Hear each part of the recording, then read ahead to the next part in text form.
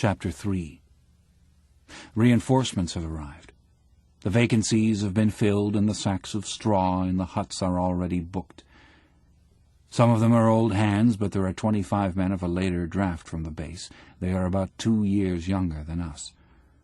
Krupp nudges me. "Seen the infants?" I nod. We stick out our chests, shave in the open, shove our hands in our pockets, inspect the recruits, and feel ourselves Stone Age veterans. Kaczynski joins us. We stroll past the horse boxes and go over to the reinforcements, who are already being issued with gas masks and coffee. "Long time since you've had anything decent to eat, eh?" Kat asks one of the youngsters. He grimaces. "For breakfast, turnip bread. Lunch, turnip stew. Supper, turnip cutlets and turnip salad." Kat gives a knowing whistle. "Bread made of turnips. You've been in luck. It's nothing new for it to be made of sawdust, but what do you say to haricot beans? Have some?" The youngster turns red. "You can't kid me." Kaczynski merely says, "Fetch your mess tin." We follow, curiously. He takes us to a tub beside his straw sack. Sure enough, it is half full of beef and beans. Kaczynski plants himself in front of it like a general and says, "Sharp eyes and light fingers, that's what the Prussians say." We are surprised. "Great guts, Kat, how did you come by that?" I ask him. "Ginger was glad I took it. I gave him 3 pieces of parachute silk for it. Cold beans taste fine, too." Patronizingly, he gives the youngster a portion and says, "Next time you come with your mess tin, have a cigar or a chew of tobacco in your other hand, get me?" Then he turns to us. "You get off scot-free, of course."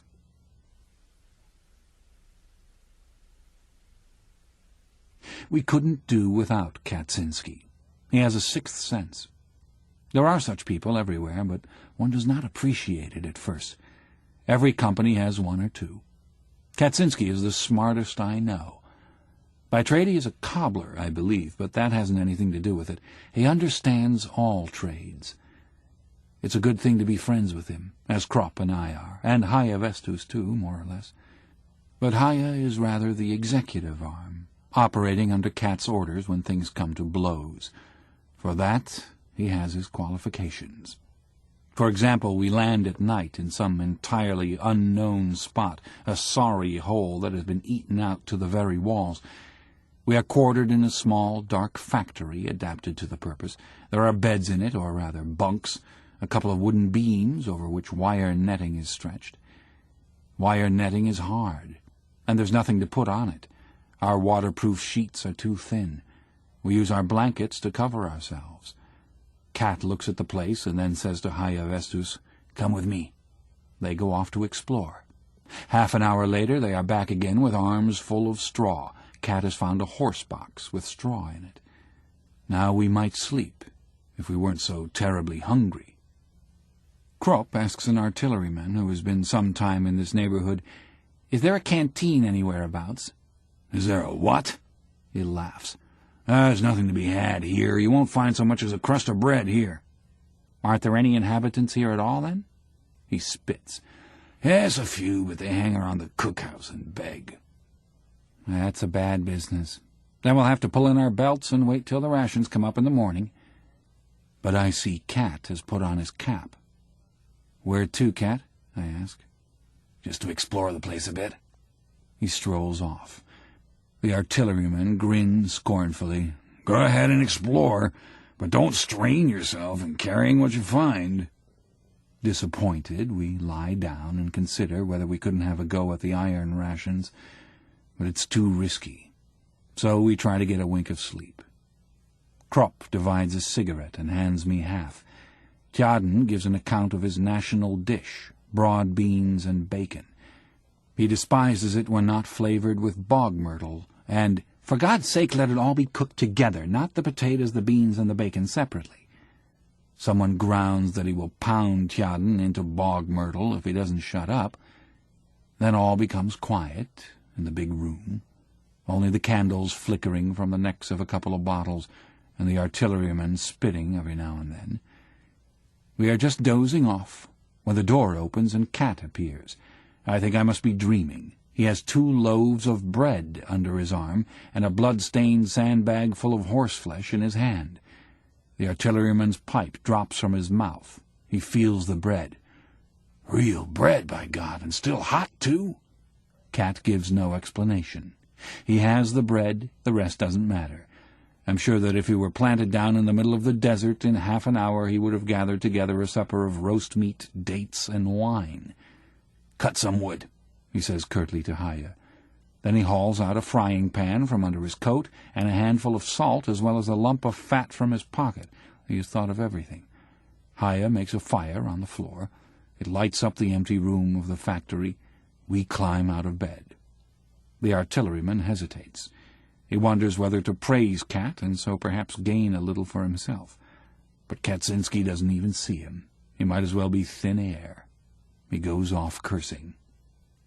Cat knows the way to roast horseflesh so that it's tender. It shouldn't be put straight into the pan. That makes it tough. It should be boiled first in a little water. With our knives we squat round in a circle and fill our bellies. That is Cat. If for 1 hour in a year something eatable were to be had in some one place only, within that hour, as if moved by a vision, he would put on his cap, go out and walk directly there as though following a compass, and find it. He finds everything. If it is cold, a small stove and wood, hay and straw, a table and chairs, but above all, food. It is uncanny. One would think he conjured it out of the air. His masterpiece was 4 boxes of lobsters. Admittedly, we would rather have had a good beefsteak.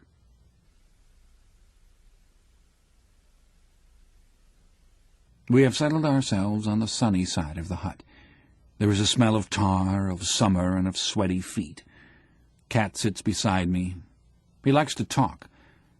Today we have done an hour's saluting drill because Tjaden failed to salute a major smartly enough. Cat can't get it out of his head. "You take it from me, we're losing the war because we can salute too well," he says. Krupp stalks up with his breeches rolled up and his feet bare. He lays out his washed socks to dry on the grass.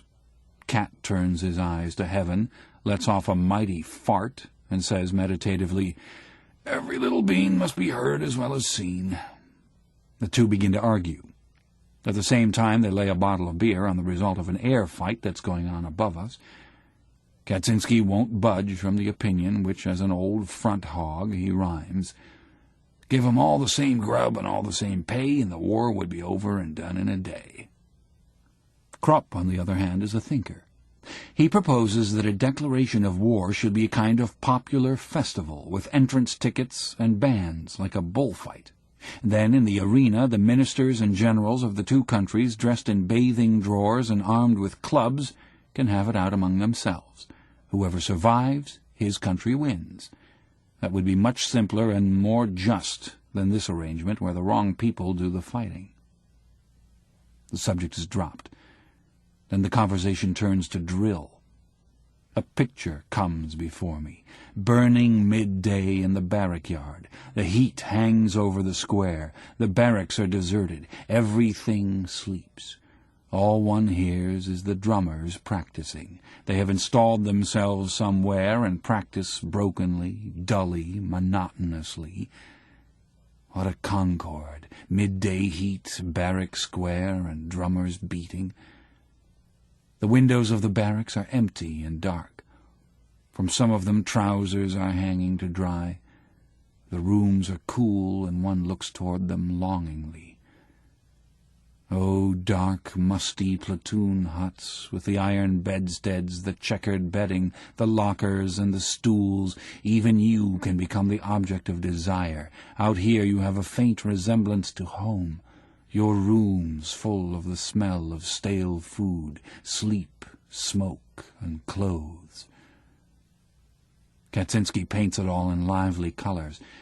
What would we not give to be able to return to it? Farther back than that our thoughts dare not go. Those early morning hours of instruction. What are the parts of the 98 rifle? The midday hours of physical training. Pianist forward, by the right, quick march, report to the cookhouse for potato peeling. We indulge in reminiscences.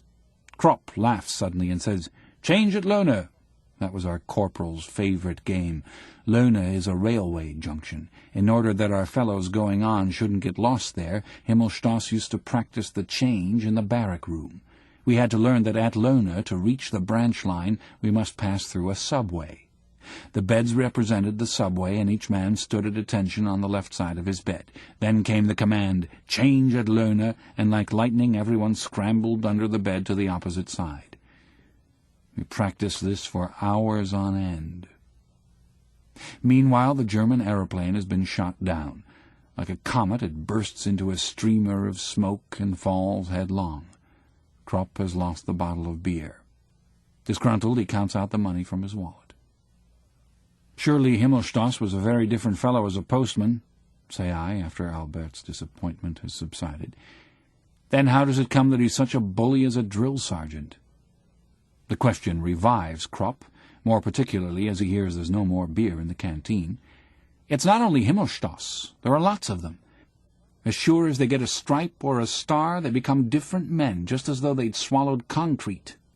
"That's the uniform," I suggest. "Roughly speaking, it is," says Cat, and prepares for a long speech. "But the root of the matter lies somewhere. For instance, if you train a dog to eat potatoes, and then afterwards put a piece of meat in front of him, he'll snap at it. It's his nature. And if you give a man a little bit of authority, he behaves just the same way. He snaps at it too. The things are precisely the same. In himself, man is essentially a beast, only he butters it over like a slice of bread with a little decorum. The army is based on that. One man must always have power over the other. The mischief is merely that each one has much too much power. A non-com can torment a private, a lieutenant a non-com, a captain a lieutenant, until he goes mad. And because they know they can, they all soon acquire the habit, more or less. Take a simple case. We're marching back from the parade ground, dog-tired. Then comes the order to sing. We sing spiritlessly, for it is all we can do to trudge along with our rifles. At once the company is turned about and has to do another hour's drill as punishment. On the march back, the order to sing is given again, and once more we start. Now, what's the use of all that? It's simply that the company commander's head has been turned by having so much power, and nobody blames him. On the contrary, he is praised for being strict. That, of course, is only a trifling instance, but it holds also in very different affairs. Now I ask you, let a man be whatever you like in peacetime. What occupation is there in which he can behave like that without getting a crack on the nose? He can only do that in the army. It goes to the heads of them all, you see. And the more insignificant a man has been in civil life, the worse it takes him. "They say, of course, there must be discipline," ventures Kropp meditatively. "True," growls Cat. "They always do. And it may be so. Still, it oughtn't to become an abuse. But you try to explain that to a blacksmith or a laborer or a workman. You try to make that clear to a peasant, and that's what most of them are here. All he sees is that he has been put through the mill and sent to the front, but he knows well enough what he must do and what not. It's simply amazing, I tell you, that the ordinary Tommy sticks it all up here in the front line. Simply amazing." No one protests. Everyone knows that drill ceases only in the front line and begins again a few miles behind, with all the absurdities of saluting and parade. It is an iron law that the soldier must be employed under every circumstance. Here Tjaden comes up with a flushed face.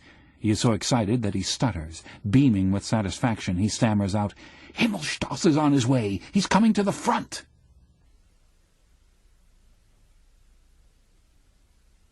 Tjaden has a special grudge against Himmelstoss because of the way he educated him in the barracks. Tjaden wets his bed. He does it at night, in his sleep. Himmelstoss maintained that it was sheer laziness, and invented a method worthy of himself for curing Tjaden. He hunted up another piss-a-bed named Kindervater from a neighboring unit, and quartered him with Tjaden. In the huts there were the usual bunks, one above the other in pairs, with mattresses or wire netting. Himmelstoss put these two so that one occupied the upper and the other the lower bunk. The men underneath, of course, had a vile time. The next night they were changed over and the lower one put on top so that he could retaliate. That was Himmelstoss's system of self-education. The idea was not low, but ill-conceived. Unfortunately, it accomplished nothing because the first assumption was wrong. It was not laziness in either of them. Anyone who looked at their sallow skin could see that. The matter ended in one of them always sleeping on the floor where he frequently caught cold. Meanwhile, Haya sits down beside us. He winks at me and rubs his paws thoughtfully. We once spent the finest day of our army life together, the day before we left for the front. We had been allotted to one of the recently formed regiments, but were first to be sent back for equipment to the garrison, not to the reinforcement depot, of course, but to another barracks. We were due to leave the next morning early. In the evening we prepared ourselves to square accounts with Himmelstoss. We had sworn for weeks past to do this. Kropp had even gone so far as to propose entering the postal service in peacetime in order to be Himmelstoss's superior when he became a postman again. He revelled in the thought of how he would grind him. It was this that made it impossible for him to crush us altogether. We always reckoned that later, at the end of the war, we would have our revenge on him. In the meantime, we decided to give him a good hiding. What could he do to us anyhow if he didn't recognize us and we left early in the morning? We knew which pub he used to visit every evening. Returning to the barracks, he had to go along a dark, uninhabited road. There we waited for him behind a pile of stones. I had a bed cover with me. We trembled with suspense, hoping he would be alone. At last we heard his footstep, which we recognized easily, so often had we heard it in the mornings as the door flew open and he bawled, "Get up!" "Alone?" whispered Kropp. "Alone." I slipped round the pile of stones with Tjaden. Himmelstoss seemed a little elevated. He was singing. His belt-buckle gleamed. He came on unsuspectingly. We seized the bed-cover, made a quick leap, threw it over his head from behind, and pulled it round him so that he stood there in a white sack, unable to raise his arms. The singing stopped. The next moment Haya Vestus was there, and spreading his arms he shoved us back in order to be first in. He put himself in position with evident satisfaction, raised his arm like a signal mast, and his hand like a coal shovel, and fetched such a blow on the white sack as would have felled an ox. Himmelstoss was thrown down. He rolled 5 yards and started to yell. But we were prepared for that, and had brought a cushion. Haya squatted down, laid the cushion on his knees, felt where Himmelstoss's head was, and pressed it down on the pillow. Immediately his voice was muffled. Haya let him get a gasp of air every so often, when he would give a mighty yell that was immediately hushed. Tjaden unbuttoned Himmelstoss's braces and pulled down his trousers, holding the whip meantime in his teeth. Then he stood up and set to work. It was a wonderful picture. Himmelstoss on the ground, Haya bending over him with a fiendish grin and his mouth open with bloodlust, Himmelstoss's head on his knees, then the convulsed striped drawers, the knock-knees, executing at every blow most original movements in the lowered breeches, and towering over them like a woodcutter, the indefatigable Tjaden. In the end we had to drag him away to get our turn. Finally Haya stood Himmelstoss on his feet again, and gave one last personal remonstrance. As he stretched out his right arm, preparatory to giving him a box on the ear, he looked as if he were going to reach down a star. Himmelstoss toppled over. Haya stood him up again, made ready, and fetched him a second well-aimed beauty with the left hand. Himmelstoss yelled and made off on all fours. His striped postman's backside gleamed in the moonlight. We disappeared at full speed.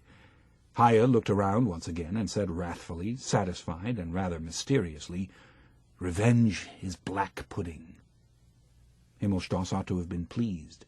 His saying that we should each educate one another had borne fruit for himself. We had become successful students of his method. He never discovered whom he had to thank for the business. At any rate, he scored a bed-cover out of it, for when we returned a few hours later to look for it, it was no longer to be found. That evening's work made us more or less content to leave next morning, and an old buffer was pleased to describe us as young heroes.